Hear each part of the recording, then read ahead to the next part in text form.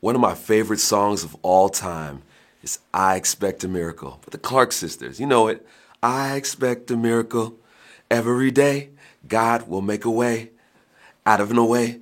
Miracles are things we pray for, we ask for. Miracles are amazing things. And I like to say it's where God violates natural laws to bless us and to pull us out of crisis.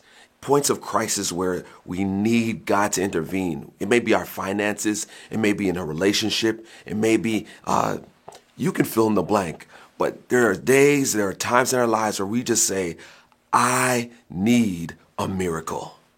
The text I want to share with you today is Joshua 5, verse 11 and 12. And the Israelites have just crossed over into Canaan. They have just crossed over into the promised land, just crossed over into that land flowing with milk and honey, good ground, fertile ground. And the text says, the miracle of the manna stopped. They were used to experiencing manna all throughout their time in the wilderness. But as soon as they crossed over into the promised land, it stopped.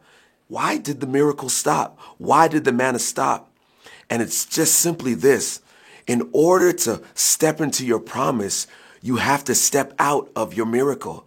See, the Israelites in the wilderness had a miracle mindset.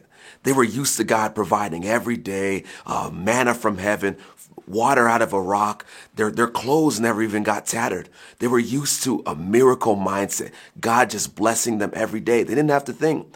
But they had to shift that mindset into living in a promise, living in the promise that he had a land prepared for them, a promise that he had a land overflowing that was fertile where they could eat fruits and all this beautiful things that was just so large in that land of promise.